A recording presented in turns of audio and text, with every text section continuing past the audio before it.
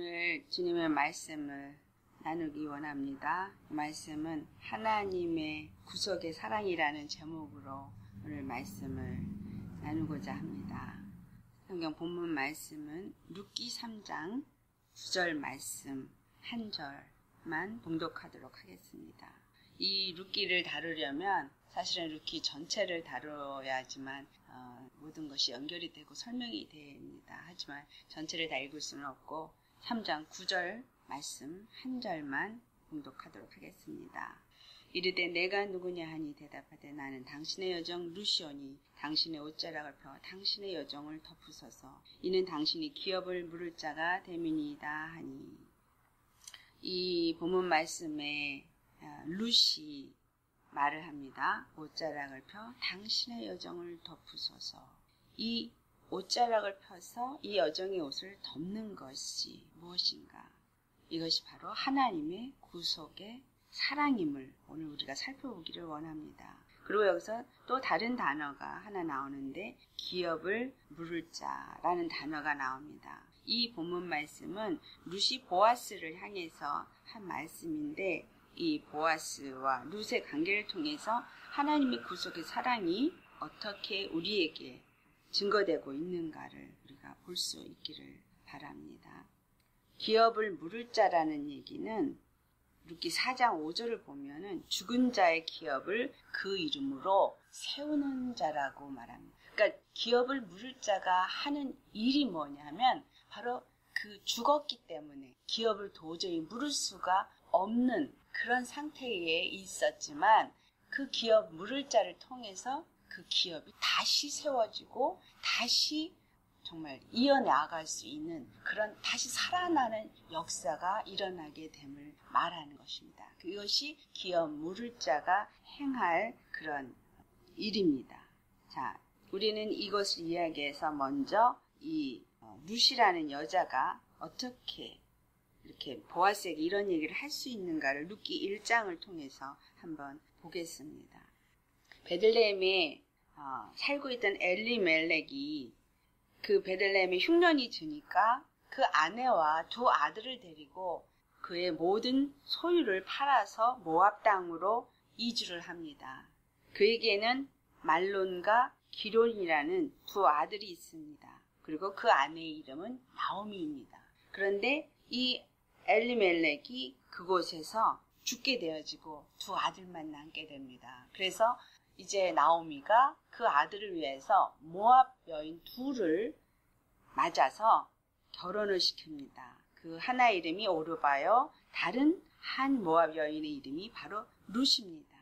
그런데 문제는 나오미의 두 아들 말론과 기론 역시 죽고 그 나오미 어미와 그 두 모압 여인 며느리만 남게 되어집니다. 그래서 이 나오미가 이제는 더 이상 모압 땅에 있을 수 있는 아무런 것이 없는 것입니다. 아들도 죽고 남편도 죽고 아들도 죽고 또 그가 가졌던 모든 재산도 다 잃어버려서 더 이상 그 이방 땅에 거할 수가 없는 가문이 되어집니다. 그가 이제 베들레헴에 이제 돌아가야 되겠다라는 결정을 내리고 그리고 이제 그 두 며느리를 불러서 말을 합니다. 너희들은 이제 너희 어머니 집으로 돌아가라. 왜냐하면 이제 더 이상 아무것도 너희들에게 줄 수가 없기 때문이다. 그래서 거기로 돌아가서 각각 너희들이 남편을 다시 만나서 행복하게 사는 그래서 위로를 받기를 원한다라고 말합니다. 우리가 성경 말씀을 읽을 때 이것은 실제로 일어난 사건입니다. 하지만 그 일어난 사건 속에 숨겨진 하나님이 우리에게 주고자 하는 교훈을 살펴볼 때 여기서 무엇을 우리가 먼저 살펴봐야 될 것인가. 그래서 첫 번째, 주님은 우리에게 사람의 생각이 하나님의 생각과 다르다라는 것을 말합니다. 이 나오미는 자기의 생각을 가지고 이 두 며느리에게 너희 백성에게 돌아가고 거기서 남편을 만나라. 자, 나오미의 생각은 그들의 족속에게 돌아가게 하고 거기서 그들 족속의 남편을 만난 것이 그들을 행복하게 하고 그들이 위로를 받는 것이라고 생각합니다. 그런데 우리는 잘 알고 있습니다. 우리에게 구원이 있음은 오직 하나님으로부터만 말미암는다는 것을 압니다. 하나님만이 구원의 하나님이 되시고 그 구원의 하나님은 바로 이스라엘이라는 나라를 백성으로 삼으셨고 그래서 그들의 하나님이 되셨기 때문에 이방인의 하나님이 아니라 이스라엘의 하나님이었습니다. 이것은 영적으로는 우리 믿는 자들이 바로 영적인 이스라엘이요 믿지 아니하는 자들이 바로 이방 신을 섬기는 이방 족속이 되어집니다. 그리고 또 하나 아내와 남편의 결혼의 관계는 바로 예수 그리스도와 교회의 관계라는 것을 성경은 말하고 있습니다. 하나님이 처음에 아담을 창조하셨을 때 아담을 잠들게 하시고 그 갈비뼈를 취하여서 아담에게 데리고 옵니다. 그리고 남자가 부모를 떠나서 아내와 연합하여 한 몸을 이룰지니라 라는 말씀을 합니다. 그런데 이 말씀을 사도 바울이 에베소서 5장에 말합니다. 맨 끝에 두 절을 보면은 사도 바울이 무엇을 말하냐 하면은 남자가 부모를 떠나서 아내와 연합해서 한 몸이 되어지는 이 비밀은 바로 그리스도와 교회의 비밀이다 라고 말합니다. 그래서 남자가 여자를 취하여서 결혼을 하는 것은 그리스도와 교회와의 관계가 이루어지는 혼인이 성립되어지는 것을 말합니다. 그렇다면 여기서 말론과 기론과 함께 결혼한 이 모압 여인은 무엇을 의미하냐면은 바로 이스라엘 백성인 이 말론과 기론과 이방 여인이 결혼을 하는 것은 하나님의 백성이 되어지는 혼인을 치루었다는 것을 말합니다. 그런데 그 남편이 둘이 다 죽어버렸습니다. 여기서 우리에게 왜 이 남편 둘이 죽었는가? 이 모압 여인 둘을 구원하시려는 하나님의 계획이 있었다면 그 두 아를 살려냈어야 되는데 왜 죽었는가? 여기서 말론이라는 그 아들의 뜻은 병든다. 또 기론이라는 이름의 뜻은 연약해진다. 깨어지기 쉬워진다. 이런 의미를 갖고 있습니다. 그럼 여기서 우리에게 무슨 의미를 주고 있냐? 우리가 예수 그리스도를 우리의 구원주, 우리의 하나님으로 믿고 영접해서 그분과 우리가 인게이지, 약혼을 하는 관계가 되어지는 것이 믿음으로 거듭날 때 일어나는 일입니다. 그런데 예수님과 우리가 혼인을 한 믿음이라면 그 믿음이 견고하게 세워져야 합니다. 그런데 그 믿음이 병들고 그 믿음이 허약해져서 깨어지기 쉬운 그러한 남편으로 주님을 믿는 너무 허약한 믿음을 가진 상태에서는 그 남편은 우리에게서부터 떠나갈 수밖에 없는 것을 말합니다. 예수님과 우리가 혼인을 했다라면 우리가 그분을 남편으로 맞았다면 그 남편인 예수 그리스도는 바로 우리의 구원주, 우리의 하나님이시기 때문에 그 어떤 것에서도 나약해지지도 않고 허약해지지도 않고 그분은 견고하게 우리를 어떤 상황에서도 구원하실 하나님으로 믿어야 하는데 그러한 관계가 되어지지 못한 겁니다. 그리고 인간적인 생각으로 나오미가 한 것처럼 왜냐하면 세상으로 떠나가는 거예요. 이방신으로 떠나가는 거예요. 그래서 내가 아무 기업도 얻었었고 내가 아무 소망이 없고 뭔가 캄캄하게 되어졌을 때 다시금 내가 세상으로 돌아가는 그러한 믿음 상태가 되어지는 것이 인간적인 생각으로 믿음 생활을 한 사람들의 행위라는 것. 결국은 하나님이 없는 것.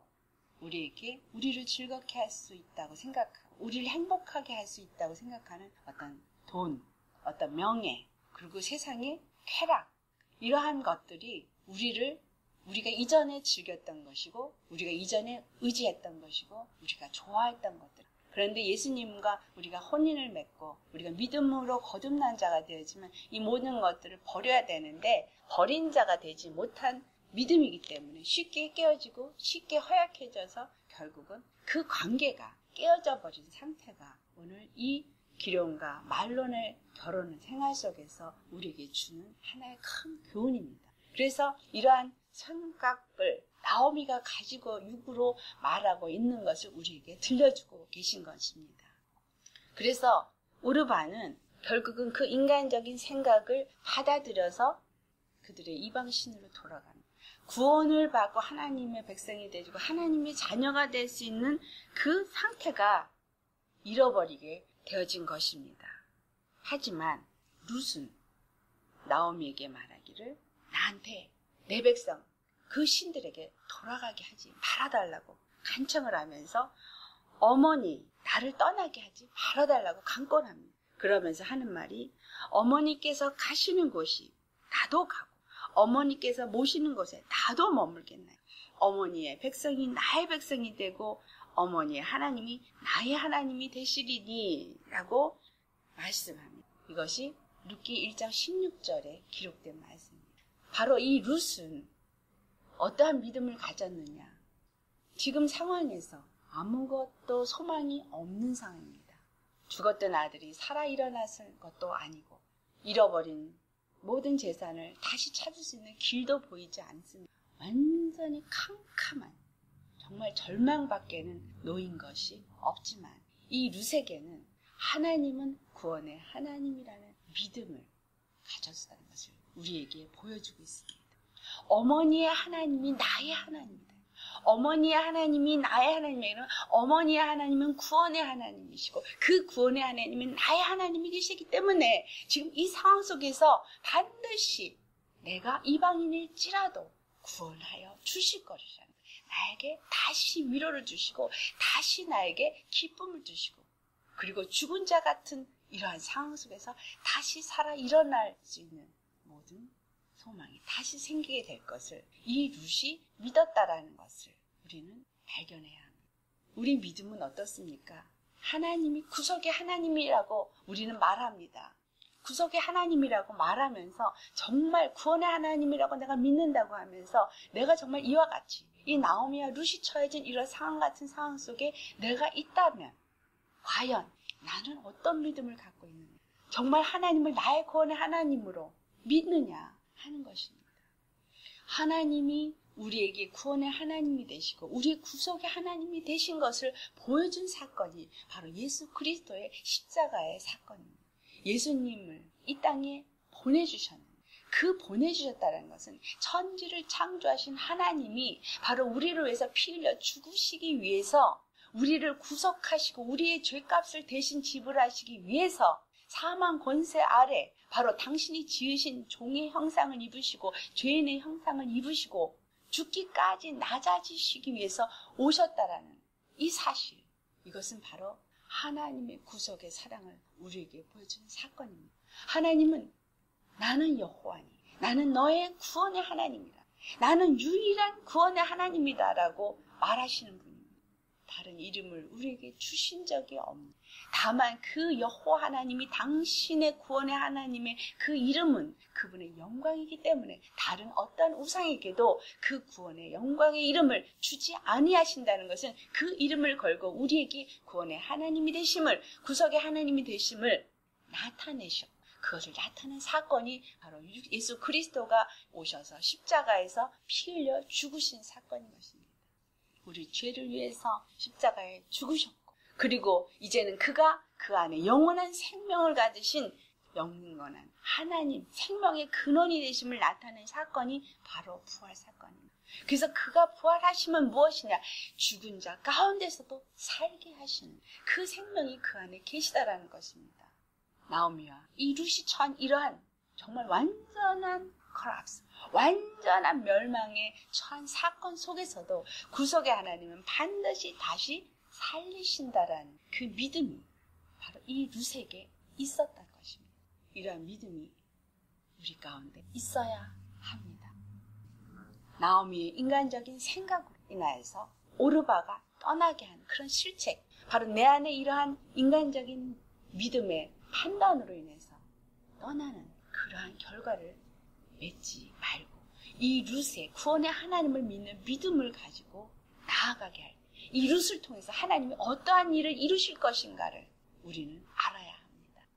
자, 두 번째, 우리가 살펴볼 것이, 이제 룻을 데리고 할 수 없어서 나오미가 베들레헴으로 돌아갑니다. 그런데 룻이 이제 그때 당시에 보리 추수를 하려고 하는 기간입니다. 그래서 그 1장 맨 끝절에 그 말을 합니다. 이 말이 이곳에 왜 들어가 있는가? 나오미가 모압 땅에서 며느리 룻과 함께 돌아왔을 때 보리 추수 시작할 때, 이 말이 여기 기록된 것도 그냥 기록된 것이 아닙니다. 왜 볼이 추수 때에 돌아왔는가? 그리고 이 룻이 볼이 이삭을 줍기 위해서 이 추수를 하면서 이삭이 떨어집니다. 이삭이 떨어질 때 이곳에 돌아오는데, 이것이 돌아올 때 어떠한 일이 일어났냐면 바로 그 이삭을 줍기 위해서 간 밭이 우연히 엘리멜렉의 친족인 보아스에게 속한 밭에 이르렀더라 라고 말합니다. 그런데 여기서는 우연이라고 기록됐지만 우연은 없습니다. 모든 만물을 다스리고 통치하시는 하나님의 계획대로 모든 것들을 움직이시고 인도하신다라는 것입니다. 하나님이 왜 룻을 그 엘리멜렉의 친족인 보아스의 밭으로 인도하였는가 하는 것입니다. 그래서 그곳에서 이삭을 줍고 돌아옵니다. 그래서 이제 돌아왔을 때 시어미가 묻습니다. 그래서 룻이 무슨 일이 있었는가 그 일을 다 고합니다. 그랬을 때 2장 20절을 보면 나오미가 이런 말을 합니다. 그가 여호와로부터 복받기를 원하노라. 그가 살아있는 자와 죽은 자에게 은혜 베풀기를 그치지 아니하도다. 그러면서 그 사람은 우리와 가까우니 우리 기업을 물을 자 중에 하나이니라. 여기서 기업을 물을 자. 이 말은 이스라엘의 풍습 중에 만약에 어떠한 일이 있느냐 하면 희년이라는 것이 있습니다. 굉장히 중요한 거죠. 이 희년, 주빌리라고 하는 희년이 언제 일어나는가. 잠깐 절기를 제가 설명을 드리고자 합니다.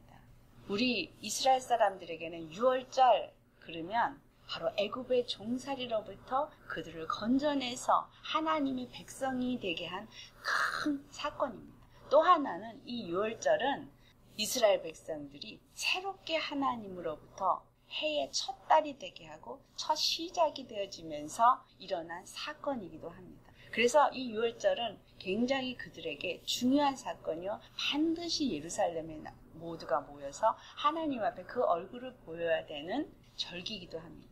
그런데 요한복음 1장 29절을 보니까 세례 요한이 세상 죄를 지고 가는 어린 양이로다 하면서 바로 예수님이 바로 6월절 어린 양으로 오셨다라는 것을 말합니다. 우리가 계시록을 봐도 교회를 새 예루살렘 성을 어린 양의 신부라고 표현합니다.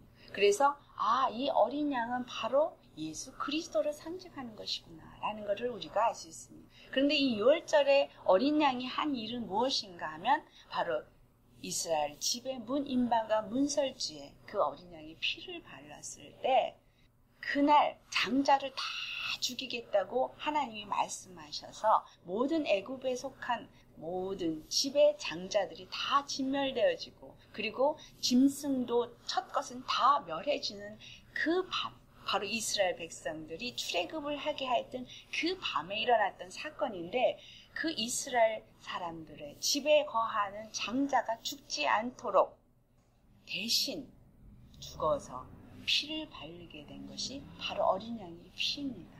그래서 이 어린 양이 피를 바른 집 안에 거한 이스라엘 사람들에게는 아무것도 그 사망의 권세가 건드리지 못하고 지나갔다 해서 패스오버리라고 말합니다. 이 6월절 어린 양의 피의 사건, 바로 예수 그리스도의 십자가의 사건을 상징하고 있습니다. 그 십자가의 사건을 예표한 사건으로서 예수님이 십자가에서 우리를 죽으실 때 바로 죄의 값인 사망을 짊어지시고 그리고 우리를 대신하여서 십자가에 죽으셨습니다. 그리고 그 죄를 대속하여 주셨기 때문에 하나님의 구속의 사건이 바로 십자가에서 이루어졌습니다. 그 예수님의 구속의 사랑은 우리의 죄를 대신 짊어지시기 위해서 이 땅에 오셨고 그리고 십자가에 죽으심으로써 우리의 죄를 사하여 주셨어요. 그리고 이제는 부활하심으로 그 예수 그리스도 안에 속한 자들에게 생명의 떡이 되어주셨고 우리의 생명의 길이 되어주셨습니다. 자, 예수님이 죽으신 그 사건과 바로 어린 양 6월절의 죽음의 사건은 일치되는 사건입니다. 그런데 그 6월절 사건이 있고서 그 밤에 그들이 무료병을 들고 나옵니다. 왜냐하면 누룩을 넣어서 발효시킬 수 있는 시간이 없었기 때문에 그들은 무교병만을 가지고 나옵니다. 그럴 때 그들이 그 발육이 되지 못한 떡덩어리를 가지고 나오면서 그 6월절의 시작과 함께 무교절이 시작이 되고 7일 동안 그들에게 누룩이 없는 떡을 먹게 하기 때문에 그것을 무교절이라고 말합니다. 근데 6월절 사건이 있고 나서 그들이 3일길에 와서 만난 곳이 어디냐면 바로 홍해 앞이었습니다. 홍해 앞에 이르렀을 때 애국 군사들이 뒤에서 쫓아와서 뒤에서는 사망 권세가 쫓아오고 앞에는 바다가 막혀서 그들은 진퇴양난 속에 처하게 되어졌을 때 하나님이 구름 기둥을 애국 군사와 이스라엘 백성 사이에 놓아 주심으로 인해서 그들이 이스라엘 백성에게 근접하지 못하게 막아주셨고 방패가 되셨고 그리고 모세로 하여금 지팡이를 홍해 위에 내밀라 하면서 그 홍해 위에 내밀었을 때 그 홍해가 둘로 갈라지면서 길이 세워졌습니다. 이 홍해가 든 이 지팡이, 나무 지팡이는 무엇을 말하는가? 바로 그것은 예수 그리스도께서 달리신 십자가를 의미합니다. 그 예수 그리스도의 십자가에 달리신 그 십자가로 인해서 바로 무엇이 열렸냐면 하나님 앞에 우리가 나아갈 수 있는 길이 열린 것입니다. 구원의 길이 열린 것입니다. 그래서 11서 10장 19절부터 20절의 말씀 바로 우리가 그리스도의 피로 말미암아서 하나님께 담대히 나아갈 수 있는 길이 열렸다. 예수 그리스도가 바로 그 새롭고 산 길이 되신다라고 말씀합니다. 바로 그분이 죽으시고 부활하심 3일 만에 부활하심으로 그 홍해 길을 여시고 그래서 그들이 마른 땅과 같이 건넌 그 길은 바로 십자가의 길인 것입니다. 그 십자가의 길을 통과해서 그들이 종되었던 그들의 삶을 마지막으로 애굽 땅을 떠나서 하나님이 지시한 그 땅, 가나안 그 약속의 땅으로 그들이 나아갈 수 있게 되어진 것입니다.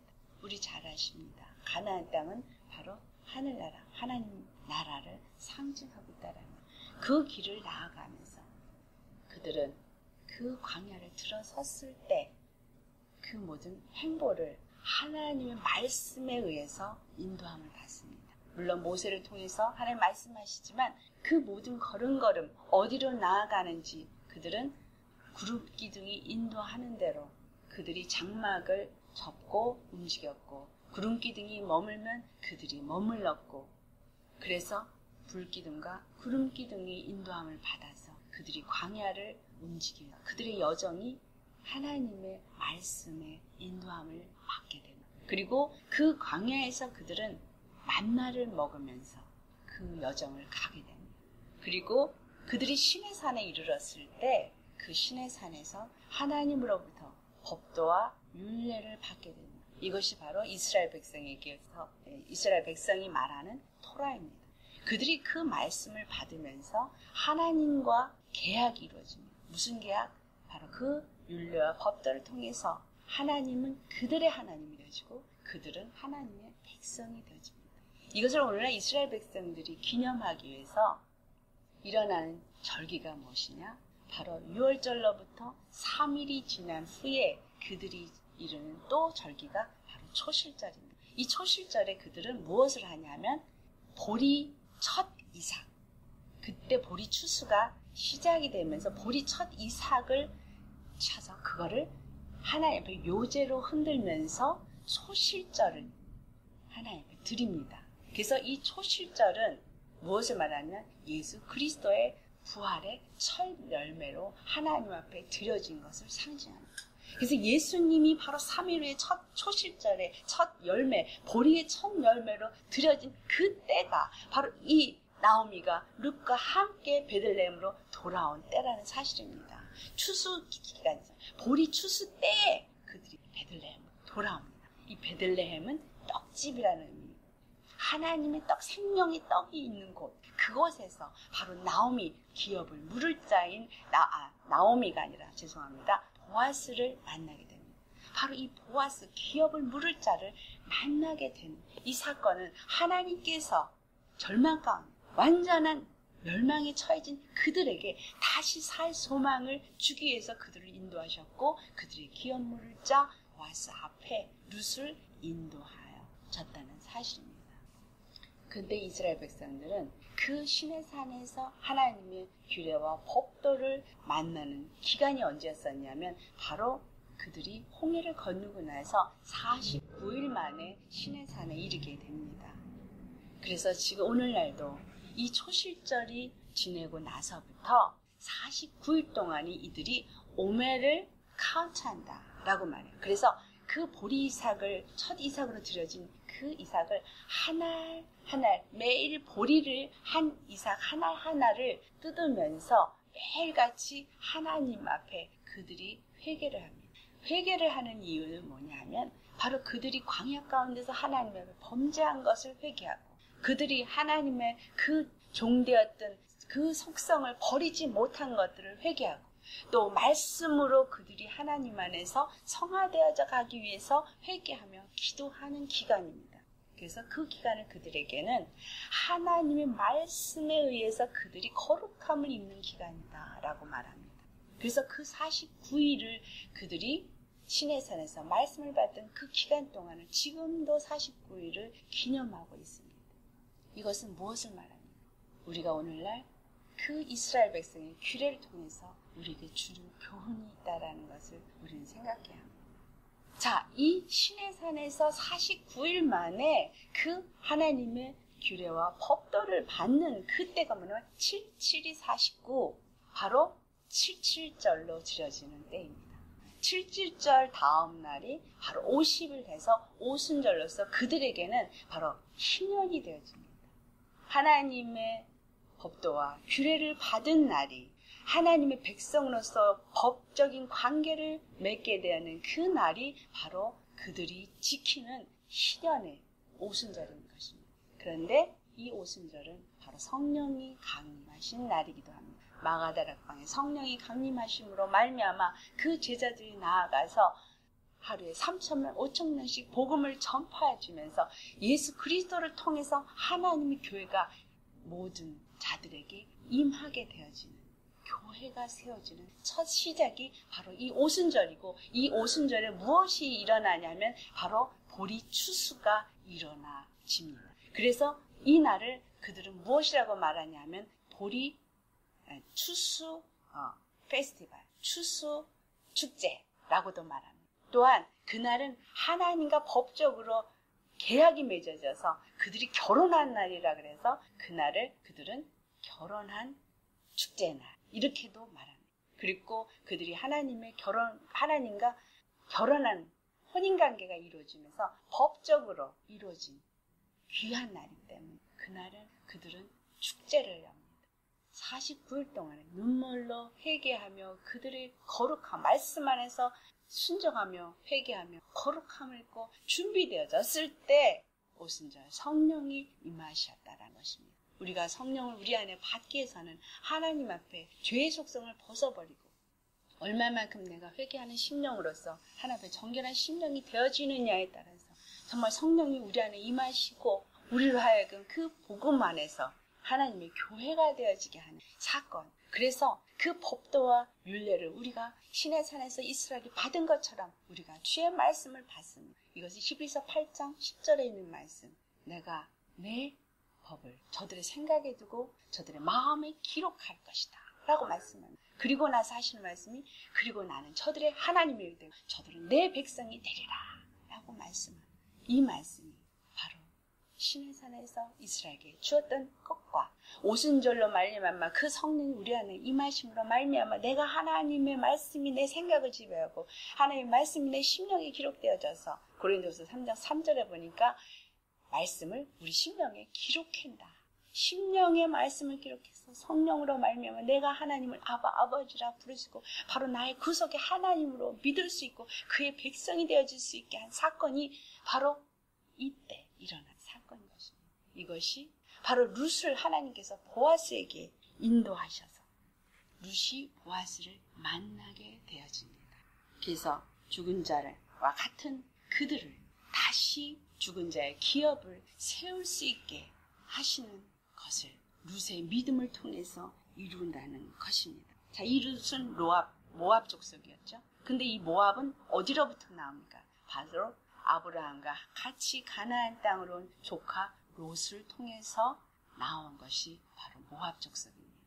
아브라함과 롯이 가나안 땅에 들어왔을 때 롯은 소돔과 고모라 땅을 택하였고 아브라함은 하나님이 그 가나안 땅 동서사방을 그에게 주는 사건이 있었습니다. 롯이 비록 소돔과 고모라 땅을 택하여서 눈에 보기에 좋아 보이는 그 세상을 향해서 나아갔다 할지라도 하나님이 그 롯을 그곳에서 건져내셔서 그들로 하여금 모압 족속이 나오게 합니다. 자, 이 롯과 바로 보아스가 결혼을 하게 된 것이 룻기 4장에 나옵니다. 근데 이 보아스는 어떤 사람입니까? 아브라함의 후손 중에 유다가 나옵니다. 유다가 아들이 셋이 있었습니다. 두 아들이 범죄하면서 죽게 되는데 그 두 아들의 첫 번째 아들의 며느리가 바로 다말입니다. 근데 그 첫째 아들이 범죄해서 죽게 되어질 때 그 이스라엘의 풍습과 같이 그 대를 기업을 이룰 장자가 자손을 낳지 못했을 때는 그 둘째 아들에게 또 그 아내를 주어서 그 대를 잇게 합니다. 그런데 둘째 아들도 범죄해서 또 죽었습니다. 그런 다음에 셋째 아들에게 주어야 되는데 유다가 또 그 아들마저 죽을까봐 다말을 고향으로 보냈지만 다말은 하나님의 말씀을 지키기 위해서 속이고 유다와 잠자리를 하면서 거기서 베레스를 낳게 됩니다. 베레스를 통해서 그 자손 중에 나온 것이 바로 보아스입니다. 이 다말은 가나안 족속 여인입니다. 그 유다는 하나님 이스라엘의 족속입니다. 이스라엘과 이방인 사이에서 나온 것이 바로 베레스고 그 베레스 사이에서 나온 것이 보아스입니다. 그래서 보아스 역시 유대인과 이방인 사이에서 나왔고 룻 역시 모압 자손인데 이 보아스와 룻이 또 결혼을 해서 그곳에서 나온 것이 요벳이고 요벳에서 낳은 것이 이새고 이새가 낳은 것이 다윗입니다. 다윗을 통해서 이스라엘이 12지파가 통합이 이루어지고 하나로 이루어지고 이 다윗은 이스라엘의 왕이 되어집니다. 이 다윗의 후손 중에 예수 그리스도가 오십니다. 이 말은 무엇을 우리에게 주고 있는 바로 룻의 그 믿음이 보아스를 만나게 하고 그 보아스를 통해서 예수 그리스도가 오게 하는 자손을 낳는 그 역사를 이룬다는 것입니다.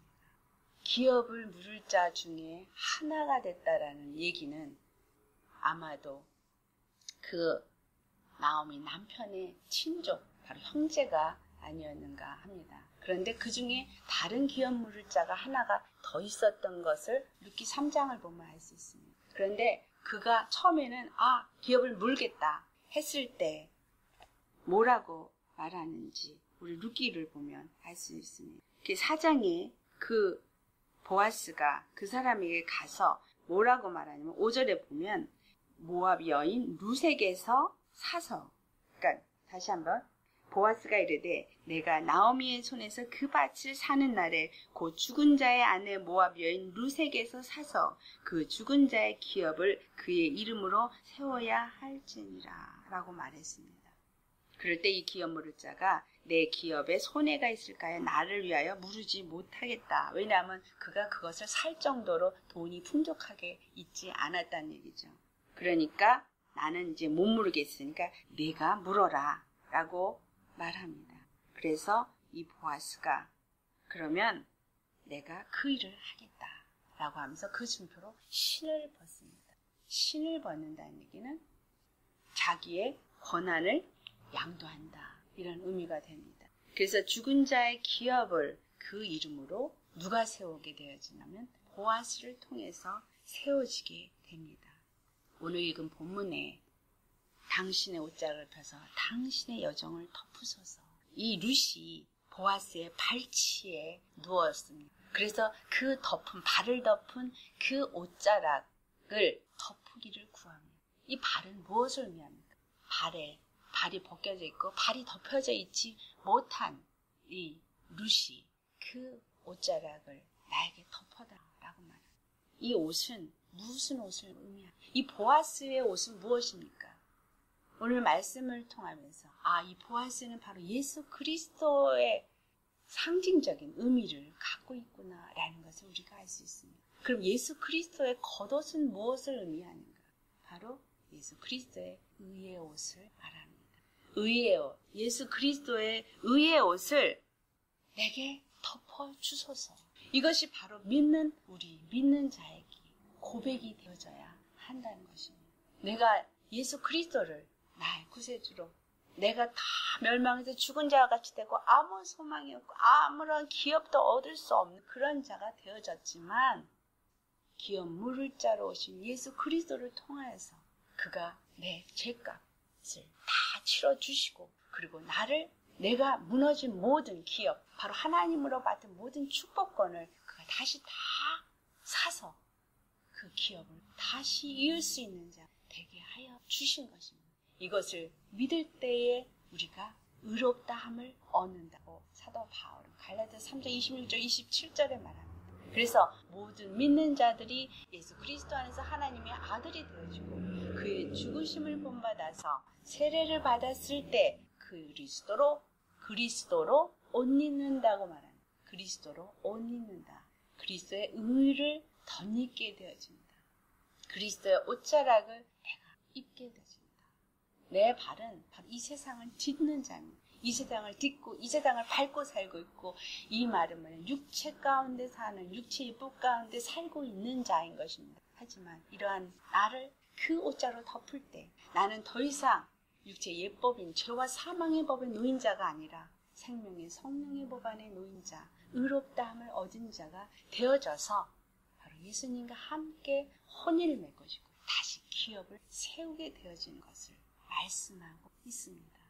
이 말씀을 통해서 이스라엘 백성들이 얻는 그 희년은 무엇을 말하냐? 희년은 만약에 그 땅을 가난해서 팔면 희년에는 다시 다 되찾게 되어지는 나를 희년이라고 합니다. 그래서 빼앗긴 모든 것들을 우리가 어떻게 되찾았습니까? 예수 그리스도의 부활하심으로 말미암아, 성령이 우리에게 임하심으로 말미암아, 예수 그리스도와 우리가 완전히 혼인 선약을 그 피로 맺음으로 말미암아, 그 피가 종의 모든 인을 다 띠고 그 종의 서류를 다 멸하였기 때문에, 예수님의 신부가 되어졌기 때문에 우리는 바로 모든 빼앗겼던 것 다시 다 되찾는 기쁨의 희년을 맞이하게 된 것이 바로 이 오술절의 진리요. 이것이 바로 보아스 밭에서 그가 추수한 그때에, 하필 그 추수한 그때에 룻이 보아스와 결혼하고 그때에 그가 기업을 다시 세울 수 있게 되어지고, 그래서 그 후손인 오벳을 낳고 그 오벳을 통해서 다윗이 오고 그리스도가 오게 하는 축복의 역사가 있어진 것입니다. 오늘날 우리의 믿음을 통해서 우리의 삶 속에서 우리는 무엇을 낳아야 합니까? 예수 그리스도와 혼인을 한 믿음의 사람은 반드시 아들 예수를 낳아야 합니다.